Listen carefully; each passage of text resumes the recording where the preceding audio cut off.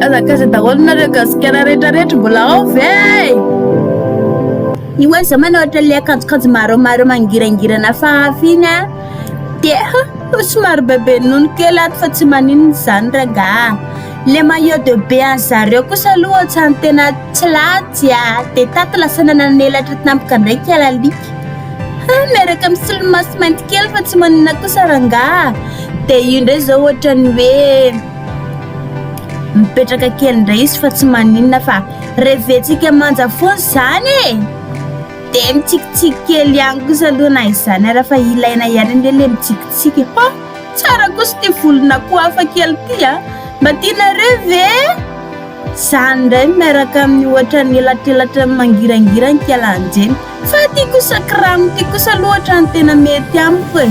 Mba ohatriny na ry vidiny izany akanjo izany aloha tena ohatrany tsy latsaky ny tena ohatrany hoe 20 sa mba ohatrany eo ihany. Ito kosa tena ohatrany mety aminahy ty mavomavo kely ty e. Dia somary ohatrany pinkipinka indray zany ny sasany ato fa na izany ary aloha tsara ihany le izy e.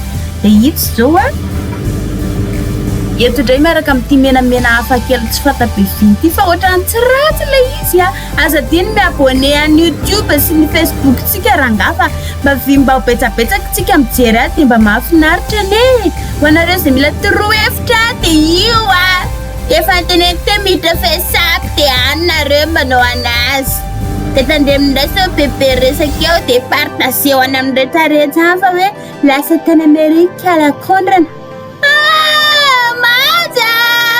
Zay rangahy fa tena ohatrany reraka be manaraka indray miresaka dia fa raha ohatra ka hikomanda le akanjo nareo dia ao anaty telefônina ihany Play Store fesapy dia samy miala reraka amin'izay na samy mijery ary mitsiriritra ihany fa zany vola moa zany tsisy dia tsy maintsy atao anaty telefônina ty ihany mirediredy.